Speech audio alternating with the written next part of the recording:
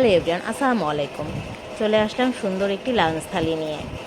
তো লাঞ্চ থালি বলতে খিচুড়ি রান্না করেছিলাম। তো খিচুড়িটা আবার ঠান্ডা হয়ে গেছিলো, আলাদা একটা পাতিলে আবার গরম করেছি। তো গরম করার সময় একটু পোড়া পোড়া করেছি। পোড়া পোড়া বলতে ইচ্ছাকৃত পোড়া সেটা না, দেখতেই পাচ্ছ হালকা লালচে হয়েছে, একটু বাদামি বাদামি কালার, মুখে দিলে কুরকুর শব্দ হবে, ক্রিসপি টাইপের।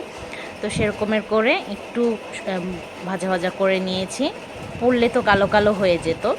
তারপরে তার সঙ্গে খিচুড়ি, কিছুদিন আগে যেহেতু মাংস অনেক খাওয়া হয়েছে, এখন আর মাংস না, ভর্তা খাবো। তো সুন্দর করে লাল লাল ঝাল ঝাল এবং অত্যন্ত সুন্দর একটা ঘ্রাণ মরিচ ভর্তা করে নিয়েছি, পেঁয়াজ মরিচের, শুধু মরিচ না, পেঁয়াজ মরিচের, শুকনো মরিচের ভর্তা করে নিয়েছি। সাথে নিয়েছিলাম অত্যন্ত মজাদার কাঁঠালের বিচি ভর্তা। তারপরে নিয়ে নিলাম সাথে দুটো কাঁচা মরিচ, একটা লাল এবং সবুজ। দেখতেই পাচ্ছ অনেক সুন্দর।